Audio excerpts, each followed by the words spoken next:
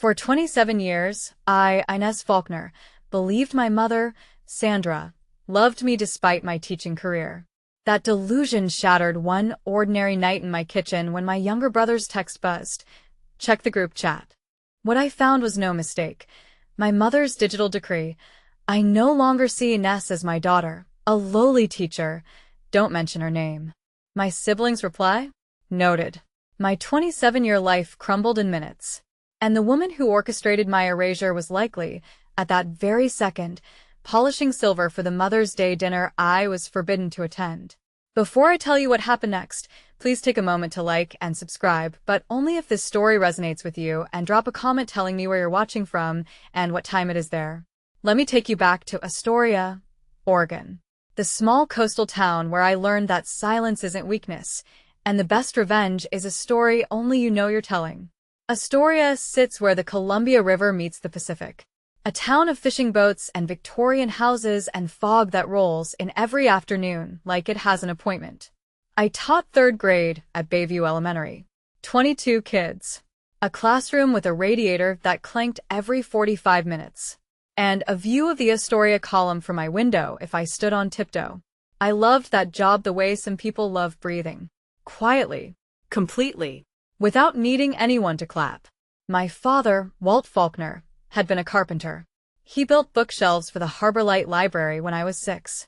He'd bring me along on Saturdays, let me sit cross-legged in the children's section while he measured and sanded. And when he finished work, he'd read to me. The Velveteen Rabbit, Charlotte's Web, the same stories over and over until I could read them back to him. He died when I was 24. Pancreatic cancer. 7 weeks from diagnosis to funeral. I was holding his hand when he went. He left me a cedar box he'd made. Hand-planed dovetail joints, the wood smelling like a forest after rain. Inside it, a letter I couldn't bring myself to open for 2 years, and his dog-eared copy of The Velveteen Rabbit with a coffee ring on the cover from 1998. After he died, I poured myself into teaching. 22 kids who needed someone to show up. I showed up. Every single day. My family had a different definition of showing up. Theirs involved tax brackets and zip codes, and the specific brand of watch you wore to Easter brunch.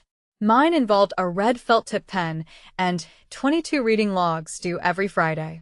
We were speaking different languages, and eventually they stopped translating. Let me tell you about the Faulkner family, the version my mother curated. Sandra Faulkner, 59, retired from managing a real estate brokerage the same year she joined the Astoria Women's League. She had a closet organized by season, and a smile she could deploy like a weapon. My brother Grant, 38, orthodontist in Portland. He drove a slate gray Range Rover and talked about his practice the way people talk about conquering nations. Patient acquisition rates, revenue per chair, the new Invisalign suite with Italian tile. My sister Meredith, 35, wealth manager at a firm in Seattle, married to a man named Calloway, who wore boat shoes indoors and called everyone chief. Meredith had opinions about everything and solutions for nothing. She once told me at Thanksgiving that my retirement plan was adorable. I made $43,000 a year. I drove a 12-year-old Subaru. I graded papers with a red felt-tip pen that cost $1.29, and I bought my own classroom supplies because the district budget covered exactly nothing. When my mother introduced her children to friends, the script never changed. My son Grant, the orthodontist. My daughter Meredith, she's in finance. Very successful. Then the pause. The smile that tightened half a millimeter. If someone asked about a third child, she'd wave her hand. Inez. 2 words. Flat. Like reporting the weather in a town nobody visits. She said something to me once on the phone about 6 months before everything fell apart. I told her about a student who finally passed his reading assessment after I'd worked with him for a year. She sighed. Honey, teaching is what you do when you give up. She said it the way you'd say, pass the salt. And I let it pass. My father was the opposite of everything my mother wanted to be. Walt Faulkner had sawdust in his hair and calluses on his palms and a laugh that rattled the windows. He built things, furniture, shelving, the gazebo in Flavel Park. He never made more than $50,000 in a year, and he never once complained about it. My mother married him because he was handsome and steady. She resented him because he stayed that way. Your father had potential, she told me once after the funeral, straightening a silk blouse that cost more than his best suit. He just never wanted more. What she meant was he never wanted what she wanted. Status, proof. The specific kind of success you could show to strangers and watch their eyes widen. Dad taught me to read before I started kindergarten. He'd sit on the floor of my bedroom with the cedar box open, the one he'd built from leftover planks, dovetail joints so tight you couldn't slide a piece of paper between them, and pull out the Velveteen Rabbit. Every night, the same story. And every night, a different voice for the skin horse, because he said a good story deserves a new reading every time. When I chose teaching over medical school, he was the only one who said good. Not are you sure? Not but the money. Just good. He died 14 months later. Inside the cedar box, under the book, I found a letter. His handwriting. Blocky, careful, a carpenter's hand. I didn't open it. Not then. I wasn't ready. I tucked it back under the book and closed the lid. That box sat on my nightstand for 3 years before I needed what was inside it. And when I finally opened that letter, it saved me. The cruelty came in small doses, precisely measured, like medication designed to keep you just sick enough to doubt yourself. Easter 2019. I brought deviled eggs, Dad's recipe. The one with smoked paprika that everyone used to fight over. When I arrived, the dining table had 8 chairs. I counted twice. Mom, Grant's wife, Meredith, Calloway, Meredith's 2 stepkids, and 1 empty seat. Reserved for Aunt Gwen, who always showed up 40 minutes late with wine and opinions. Where do I sit? I asked. Meredith didn't look up from her phone. There's a folding chair in the hall closet. You can squeeze in by the window. I was 27 years old standing in my mother's house being told to find my own chair. I found it, set it up between the wall and the sideboard, ate my father's deviled eggs in a space so narrow I couldn't put my elbows down. Nobody said anything. Nobody adjusted. Grant talked about a dental conference in Scottsdale. Meredith showed photos of her new kitchen renovation. My mother complimented the catering. She'd ordered from a restaurant this year, she said, because I wanted it done right. She looked at my deviled eggs when she said it. I cleared my own plate afterward, washed it in the sink while everyone moved to the living room for coffee. Meredith passed me on her way out and said, without breaking stride, "There's no seat for you, Inez." There never really was. She laughed when she said it, like it was a joke. Like we both understood that some people belong at the table and some people belong near the window. And I'd always been the window type. I dried my hands on the dishcloth and didn't say a word. That silence cost me more than she'll ever know. The night before Mother's Day, 2022, I was grading spelling tests at my kitchen table. Necessary, beginning, separate. Circling errors in red, writing encouraging notes in the margins, because even a misspelled word is a kid who tried. My phone buzzed at 9:47 p.m. Wade, my younger brother, 24 then, a commercial fisherman who smelled like diesel and salt and never once judged me for anything. His text was 4 words. Check the group chat. I opened WhatsApp. Scrolled to Faulkner family. The group I'd been added to 3 years ago so Mom could coordinate holidays. Except I wasn't in it anymore. Wade had screenshot the thread before my removal. The messages loaded in a cascade of tiny gray bubbles that dismantled my entire childhood. Sandra Faulkner, 9:32 p.m. reminder. Mother's Day dinner at the Columbian, 7 p.m. All my children will be there. All my successful children. Sandra Faulkner, 9:33 p.m. Inez chose to be a lowly teacher. I no longer see her as my daughter. Please don't mention her name tomorrow night. Meredith, Grant noted. 2 reactions, 0 objections. I sat on my kitchen floor, not crying. I was past crying. I read those messages the way you read a medical diagnosis, slowly, clinically, searching for a word that might mean something different than what it clearly meant. All my children are successful, except you. There it was. The verdict. Delivered in a group chat at 9:32 on a Saturday night between a grocery reminder and a heart emoji. Wade called 3 minutes later. Ines, I'm sorry. I didn't know she was going to. Did you say anything? I asked. In the group? He was quiet. I typed something, then I deleted it. I was scared. I know. I said. Me too. I saved those screenshots to a folder called Remember. Then I closed the app and didn't open it again for 4 years. Mother's Day morning, I woke up to a town that smelled like the ocean and tasted like goodbye. I didn't call my mother. I didn't send flowers. For the first time in 27 years, I let the day pass without acknowledging the woman who just publicly announced I was no longer her daughter. I thought about confronting her, picking up the phone, reading her own words back to her, demanding to know what kind of mother puts a price tag on love, and decides a $43,000 salary falls short. I thought about posting the screenshots online, letting the internet decide who was right. I thought about driving to the restaurant and sitting down at their table uninvited, making them choose out loud in front of a waiter whether I belonged. But none of that would change anything. My mother had already decided. She'd made her announcement, collected her emojis, and moved on to choosing a restaurant. The cruelty wasn't impulsive. It was administrative. So, I made my own administrative decision. I gave notice at Bayview Elementary. 2 weeks, professional, clean. I packed my apartment into 11 boxes. I hugged my students on the last day and told them I was moving to a bigger city for a new adventure, because how do you tell 22 8-year-olds that your mother doesn't want you anymore? I drove 95 miles south to Portland with my Subaru packed to the ceiling, the cedar box riding shotgun, buckled in like a passenger. I didn't cry on the drive. I turned off the radio and listened to the road.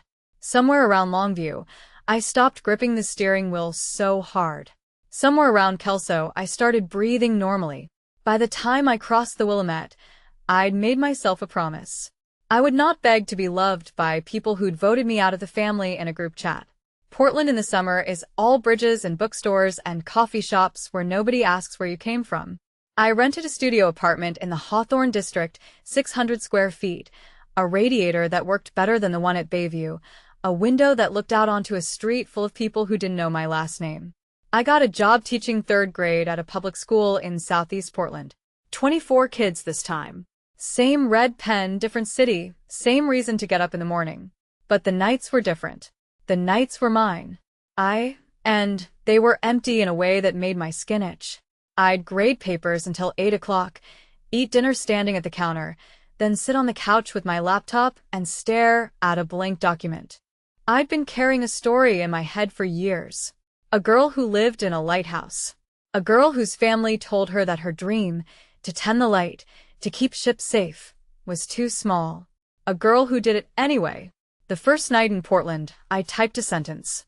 Rosie Keeper was 10 years old the day her mother told her the lighthouse was a waste of time.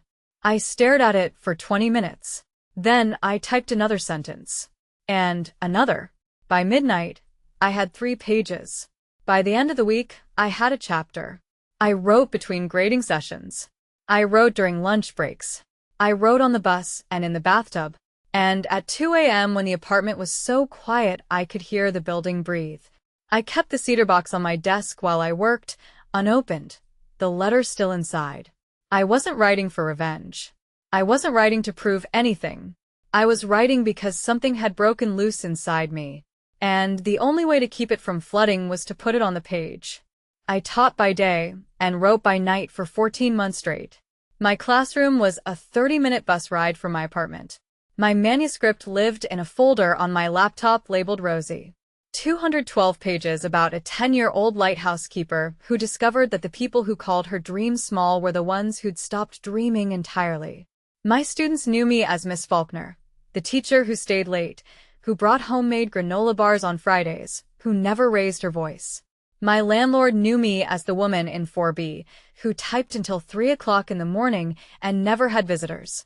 I didn't make friends in Portland. I told myself it was because I was busy, teaching, writing, surviving. But the truth was uglier and quieter than that.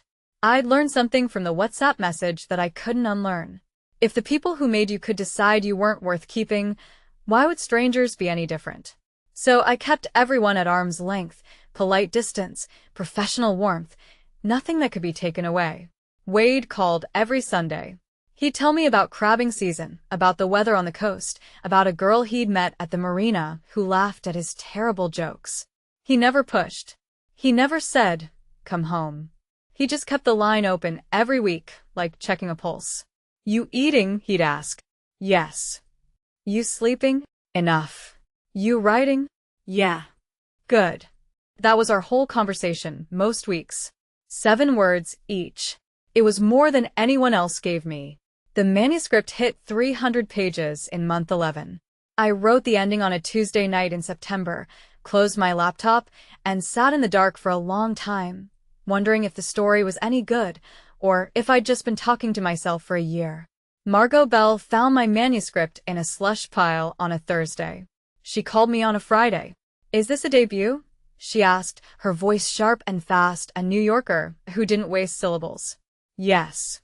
"Have you queried anyone else?" "No." "Good. Don't."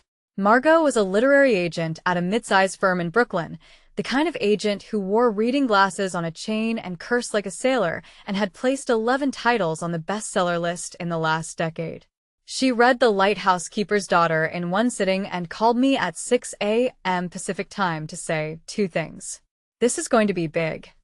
And "Why is your writing this angry and this gentle at the same time?" I didn't answer the second question. We met over video call. She had a wall of books behind her and a coffee mug that said, "I'd rather be reading your manuscript." She told me she could get me a deal, a real one, not a small press favor. But she needed to know, did I want my name on it? I'd thought about this for months. My name, Inez Faulkner, the name my mother had stripped of its family membership, the name my sister had dismissed, my brother had noted. If I published under Faulkner, they'd find out. They'd call. They'd show up with cameras and opinions and that specific brand of conditional love that only activates when you're useful. "I'll use a pen name," I said. "Nora Vance." Nora, my middle name. Vance, my grandmother's maiden name, my father's mother, a woman who'd been a school teacher in Cannon Beach for 40 years. Margot raised an eyebrow. "You sure? Your real name would sell." "My real name already cost me a family," I said. "I'd like to keep this one clean." I signed the contract with my red felt-tip pen, the same one I used to grade spelling tests. It felt right. The Lighthouse Keeper's Daughter was published on a rainy Tuesday in March, the kind of Pacific Northwest day where the sky and the sea blur into a single shade of pewter and you can't tell where one ends and the other begins. The first week it sold 800 copies. Margot said that was good for a debut. I said that was 800 people who now carried a piece of my grief in their hands without knowing it. The second week, a school librarian in Iowa posted a video of herself reading the final chapter to her students. The kids were crying. The librarian was crying. The video got 40,000 views. By month 2, word of mouth had turned my quiet little book into something louder than I'd planned. Book clubs picked it up. Teachers shared it in staff lounges. A review in a Portland newspaper called it the most honest children's book about family rejection since Bridge to Terabithia. I read that review on the bus to school, holding my phone with both hands so nobody would see them shaking. Month 4, the backlist order started. Month 6, foreign rights sold to 12 countries. Month 8, a production company in Los Angeles optioned the film rights. 7 figures. I stared at the contract for an hour. Then I signed it. Same red pen because by now it was tradition or superstition, or just the only pen I trusted. Through all of this, nobody knew. Nora Vance had no photo on the dust jacket, no social media, no public appearances. Just a one-line bio. Nora Vance is a former elementary school teacher who believes the smallest classrooms build the tallest people. My mother, 95 miles up the coast, had no idea. And somewhere in Astoria, my book was about to land on her nightstand. Wade told me about the lies on a Sunday call in November. "Mom's been telling people you left Astoria to chase some writing fantasy," he said, his voice careful, the way you handle a fishing line when you're not sure if the hook is still attached. "She says you're broke, living in a studio apartment, couldn't hack it." I leaned against my kitchen counter. "Well, the studio part is accurate." "Inez, I'm joking." "She told Mrs. Drummond at the Women's League that you ran off and flopped." Her words. She said it with that face she makes, the pitying one. The one where she tilts her head? Yeah. That one. I closed my eyes. My mother was building a story about me. A public narrative carefully seated, designed to explain my absence without admitting she'd caused it. I didn't run. I was pushed. But in Sandra Faulkner's version, the teacher who left town was the cautionary tale. The proof that her other children had made the right choices. Grant repeated it at his holiday party. Wade added quietly.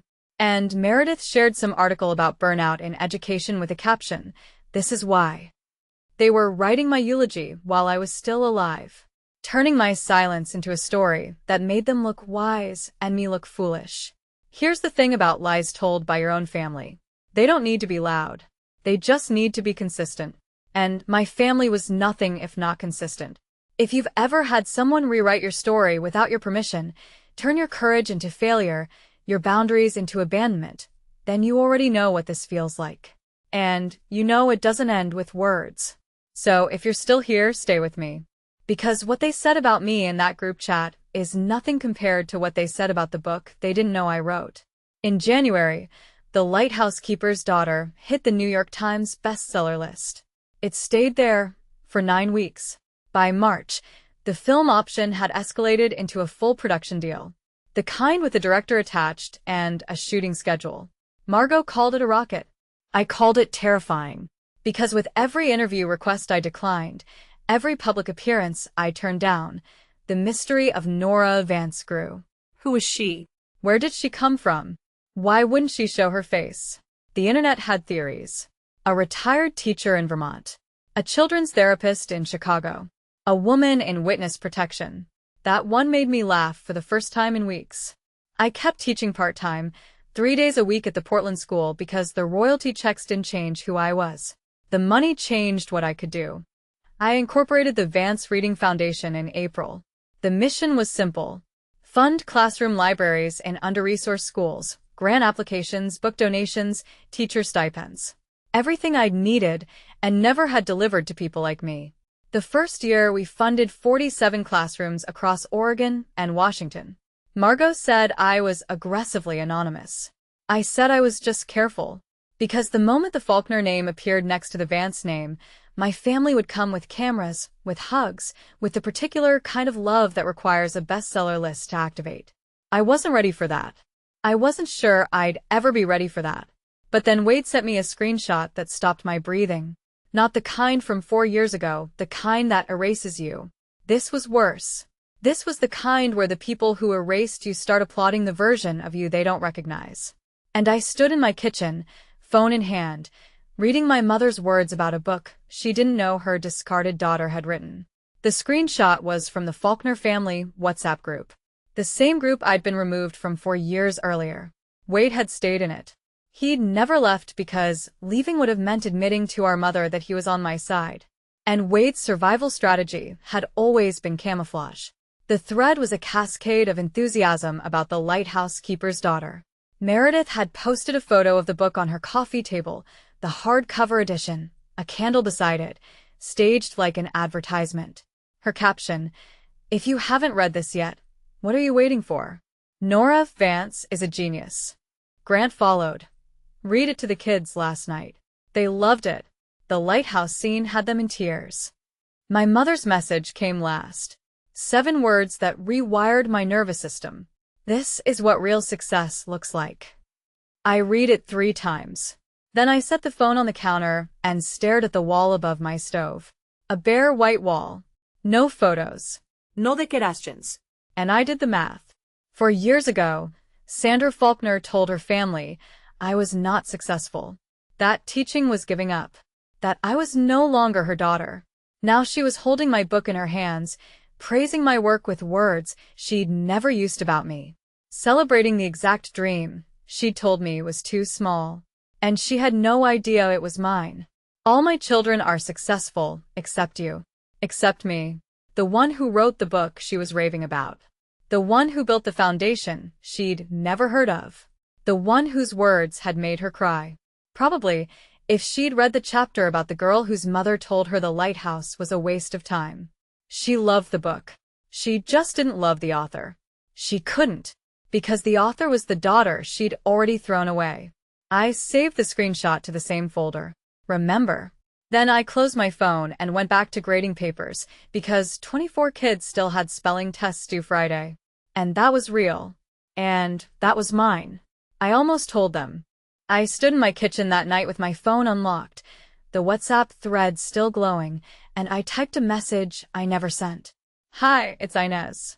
Nora Vance is me. The book you love is mine. The teacher you threw away wrote the story you can't stop praising. How does that feel? I deleted it word by word. Backspace. Backspace. Backspace. Because what would it prove? That I could shock them, embarrass them, turn their applause into shame with a single revelation? I could. But then the reveal would be about anger, about payback, about me needing them to feel something for me, even if that something was humiliation. And I didn't need that. I didn't need their validation any more than I needed their rejection. What I needed was to keep building, keep teaching, keep writing, keep funding classrooms for kids who deserved better. Their applause for a stranger told me everything their silence for me couldn't. They were capable of recognizing good work. They just weren't capable of recognizing it in their own daughter, their own sister. That wasn't a flaw I could fix with a dramatic reveal.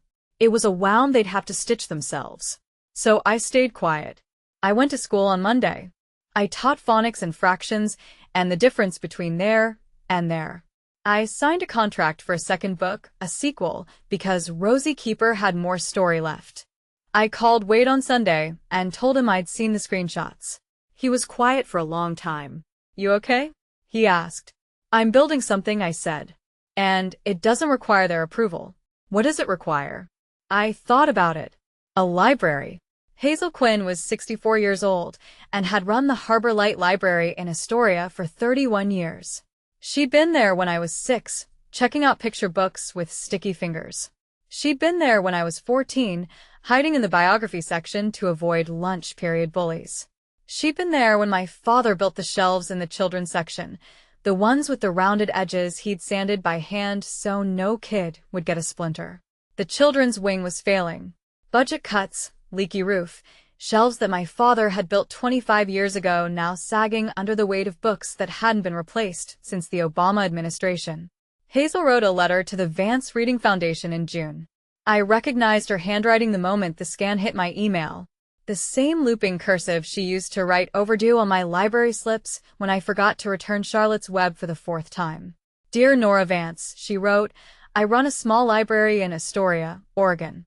Our children's section was built by a local carpenter named Walt Faulkner, who died 7 years ago. His shelves are the only ones some of these kids have ever known. We need help. We need a reading loft. A place where children can sit and fall in love with books the way I fell in love with them 50 years ago. If your foundation can help, I'd be honored. Yours, Hazel Quinn. She didn't know. She had no idea that the anonymous foundation she was writing to was run by the carpenter's daughter. The girl who used to sit cross-legged on those same shelves reading until her father said it was time to go. I typed my reply in 40 seconds. Yes, we'll fund the entire project. I have one condition. It's called the Walt Faulkner Reading Loft. Margot told me I was making a mistake. You've spent 3 years building a pen name that's worth more than most brands, she said over the phone, her voice tight. One reveal and it's over? You can't unring that bell. I know. The press will dig. They'll find the family stuff. The WhatsApp thing. Everything. I know. So, why? I looked out my apartment window at the Hawthorne Bridge, at the Willamette River catching the late afternoon light, at Portland going about its Tuesday, as if nothing had changed. Because my father built those shelves, I said, and they're naming the reading loft after him. And I'm going to stand in that room and tell people who he was. A carpenter who taught his daughter to read, who believed the smallest classrooms build the tallest people. I can't do that from behind a pen name. Margot was quiet then. You want to go back to the town that your family erased you from. I want to go back to the town where my father built something that lasted. There's a difference. And if your mother shows up, She will. she'll hear that a famous author is coming to tiny Astoria, and she'll put on her best silk blouse and sit in the front row. And then, I'll walk to the podium, and she'll see my face, and she'll realize that the book she's been praising for a year was written by the daughter she called lowly. I could hear Margot processing this. The tapping of her pen, the creak of her chair. That's either the most dignified revenge I've ever heard, she said finally, or the most reckless thing you've ever done. Maybe both. Probably both, she agreed. I'm flying out for it. The news hit Astoria like a weather event. Best-selling author Nora Vance to attend dedication of new children's reading loft at Harbor Light Library. Hazel Quinn told the Astoria Times. The Times told the internet. The internet told everyone. For a town of 10,000 people, the arrival of a best-selling author was the cultural equivalent of the Super Bowl. Hazel called me. She still thought she was speaking to a foundation coordinator to review logistics. We're expecting 200 people, she said, barely containing her excitement. The mayor's coming. 3 news crews. The school district is bringing kids from every elementary in the county. Good, I said, keeping my voice neutral. How are the shelves? Gorgeous. The contractor used the same wood Walt Faulkner would have chosen, Western red cedar. The whole room smells like a forest. I smiled at the phone. Dad would have loved that. The dedication was set for Saturday, October 12th, 200 chairs on the library lawn, a podium with a view of the Columbia, a plaque that read, "The Walt Faulkner Reading Loft for every child who was told their dream was too small." The only person who knew my identity was Margot, who'd booked a hotel in Astoria and texted me daily reminders to eat, sleep, and not chicken out. Wade knew I was coming back, but not why. I wanted to tell him, but I also wanted to see his face when he understood.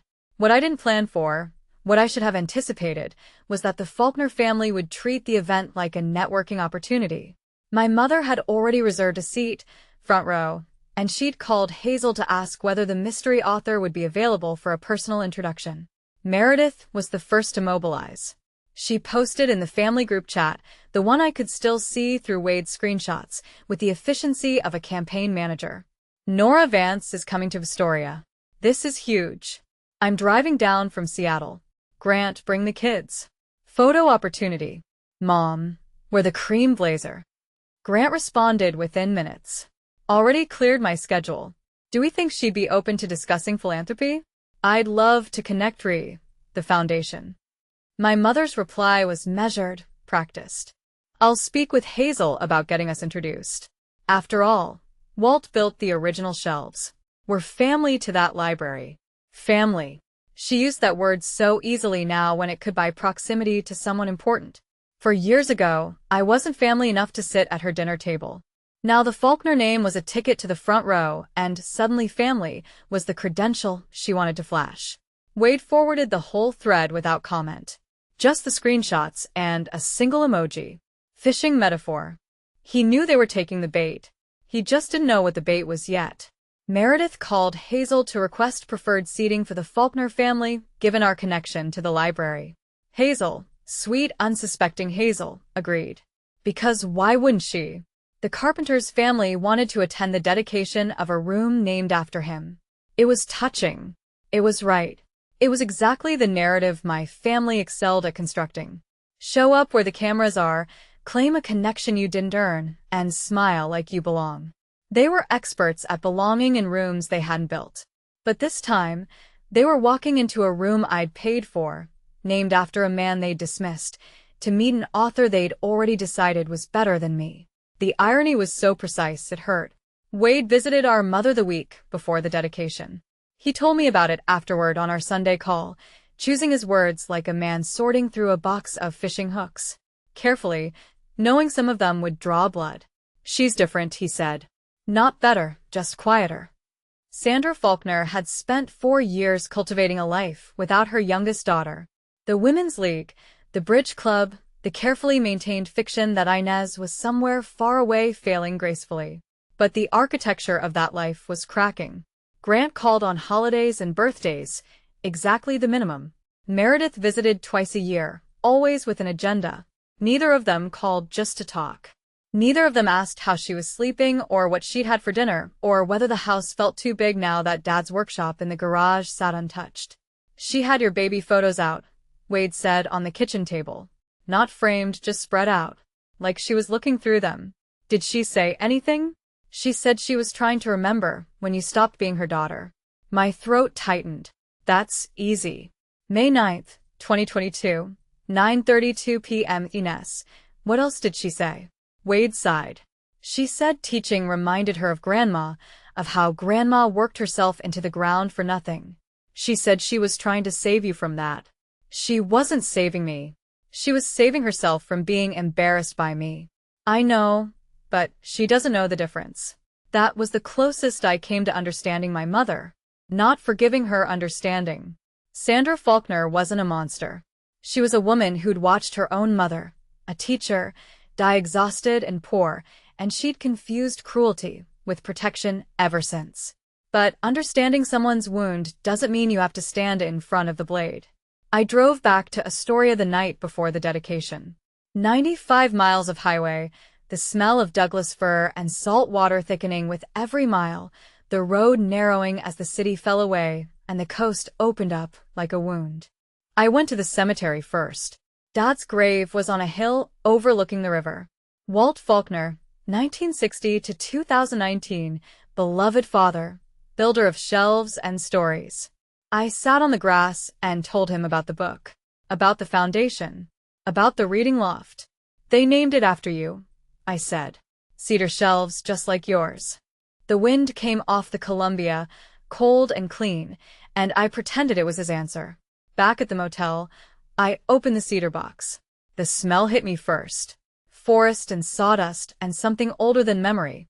I lifted out the Velveteen Rabbit. Its cover soft from 1,000 readings. The coffee ring from 1998 still mapped across the rabbit's face like a continent. Beneath it, the letter. I'd opened it once before. 2 years ago. When Margot sold the book and I needed someone to tell me I was allowed to be proud. Dad's handwriting. Inez. The smallest classrooms build the tallest people.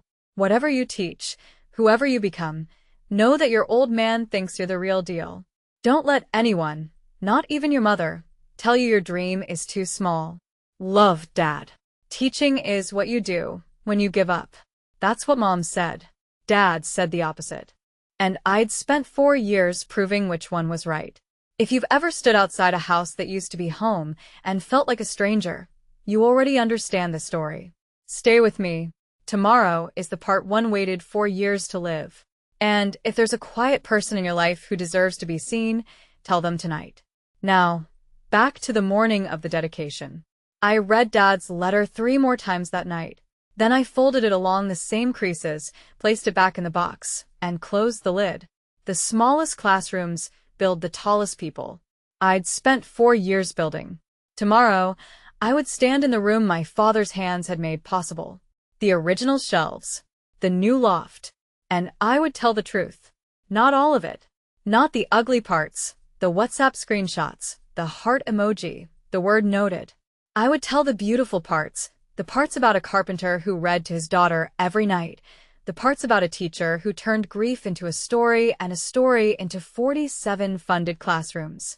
I would not raise my voice. I would not make accusations. I would not perform my pain for an audience. The truth doesn't need volume. It just needs a room full of people who are paying attention. I wrote my speech on the motel notepad. Short. 300 words. No more. I would thank Hazel. I would thank the school district. I would talk about my father and what books meant to him.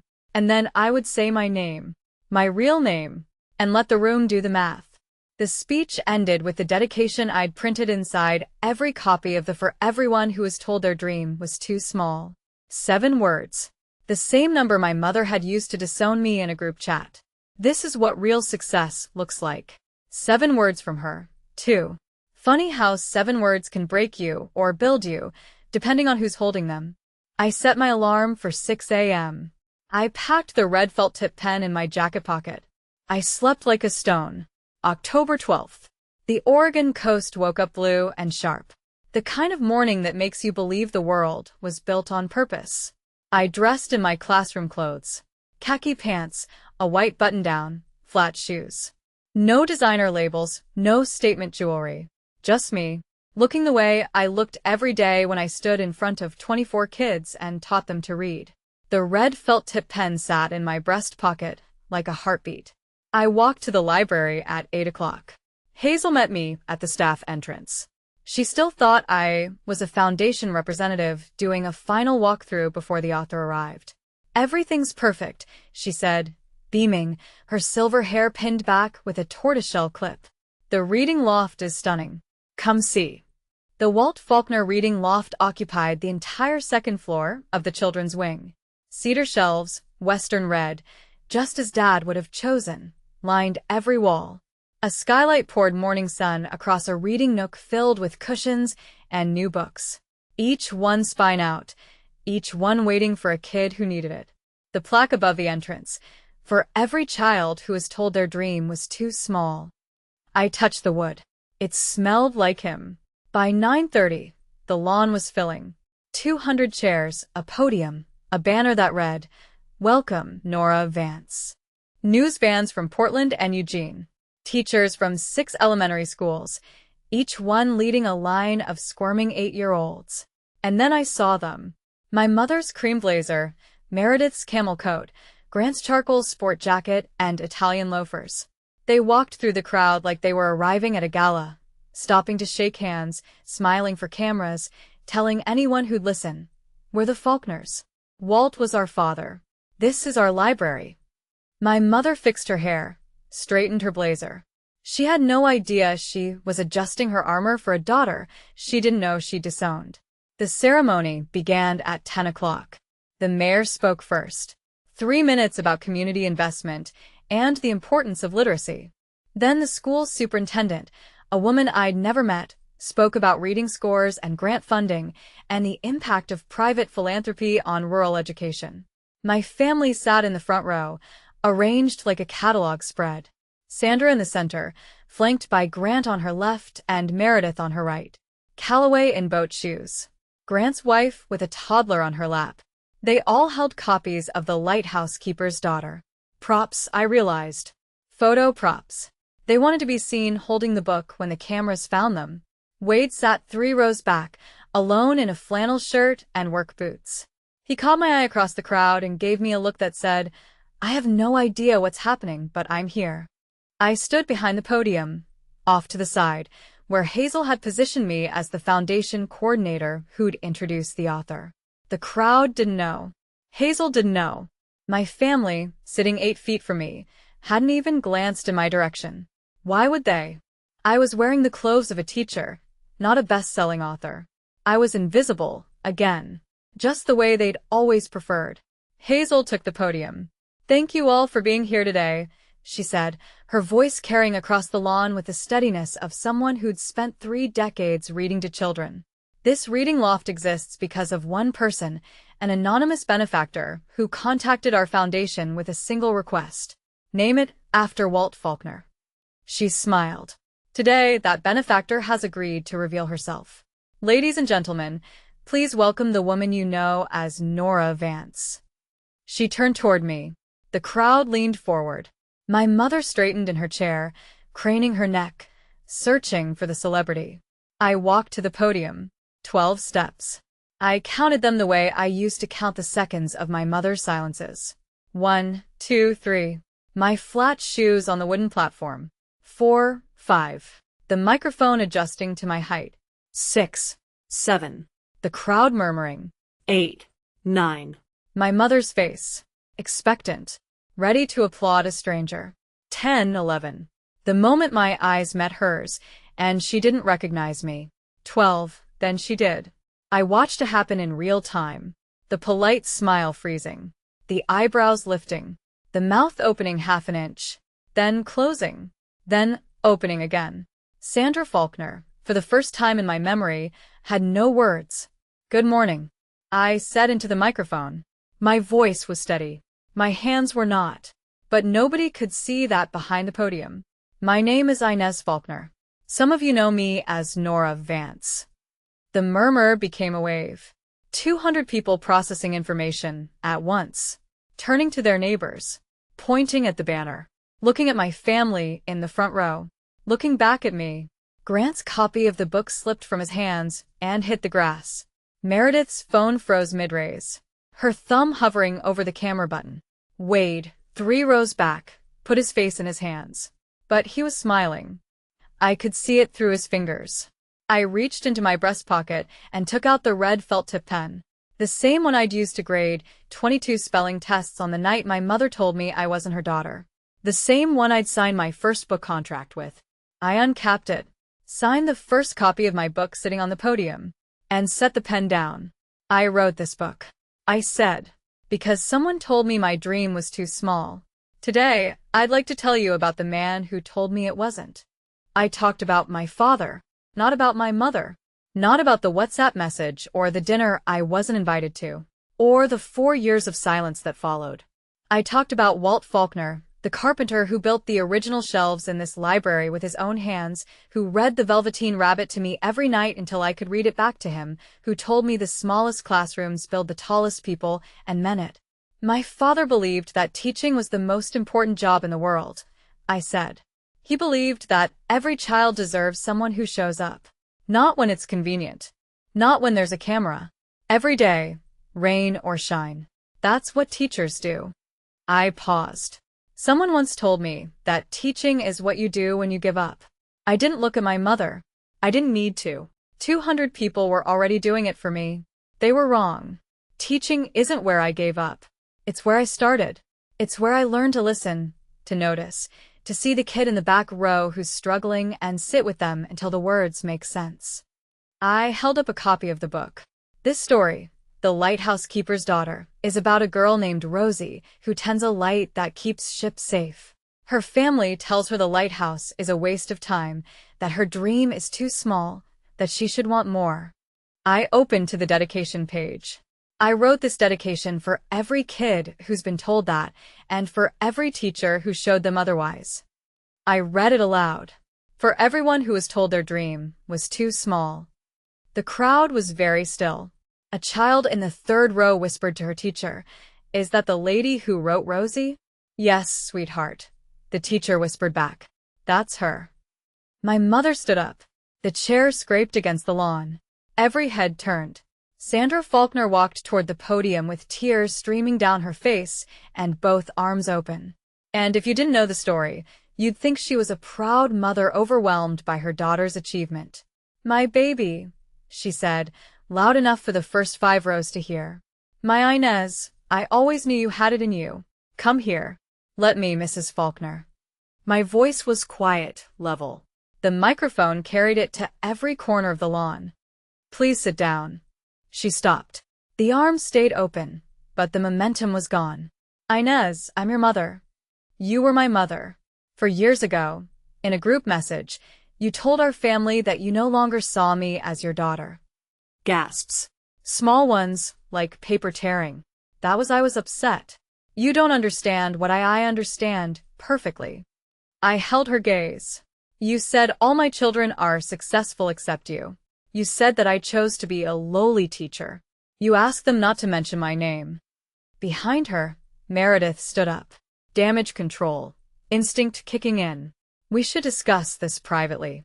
"We should have discussed it privately 4 years ago," I said. "When I was removed from the group chat, and none of you said a word." Meredith flushed. "I was going to reach out. You sent a heart emoji." The lawn went quiet. The kind of quiet that has weight. Grant didn't stand. He sat with his head slightly lowered, his hands folded. The posture of a man who'd spent his career negotiating and recognized when a position was indefensible. A security volunteer approached Sandra gently. She shook him off. "You're humiliating me," she whispered. "No," I said. "I'm just not hiding for you anymore."